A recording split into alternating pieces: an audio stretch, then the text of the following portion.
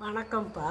இந்த வெயில் காலத்தில் நெல்லிக்காய், இந்த பெரிய நெல்லிக்காய் வாங்கி நல்லா 1 கிலோ 2 கிலோ கூட வாங்கி நல்லா தட்டி உடச்சி கொட்டை எடுத்துட்டு அதை பொடி பொடியாக நறுக்கி காய வைக்கணும். பொடி பொடியாக சின்ன சின்னதாக நறுக்கி காய வைக்கணும். இல்லாட்டி மிக்சியில் கூட போட்டு 1 2 அடித்து வெயிலில் ஒரு 3 4 நாள் காய வச்சோம்னா நல்லா காஞ்சிரும்.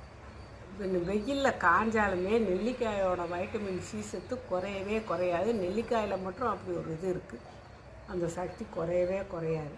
அதனால் காய வச்சு அதை பவுடர் பண்ணி நம்ம டப்பாவில் அடைச்சி வச்சுக்கிட்டு நெல்லிக்காய் டீன்னு சொல்லி குடிக்கலாம். அது உடம்புக்கு அவ்வளவு நல்லது கொடுக்கக்கூடிய வைட்டமின் சி சத்து, உடம்புக்கு தெம்பாக இருக்கும்.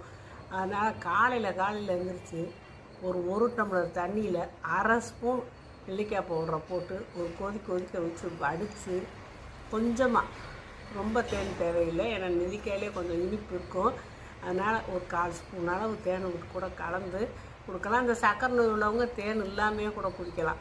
குடித்து லைட்டாக கூட ஒரு உப்புக்கல்லை போட்டு கூட குடிக்கலாம். அந்த மாதிரி குடிச்சு வந்தீங்கன்னா உங்களுக்கு உடம்பு ஆரோக்கியமாக இருக்கும்.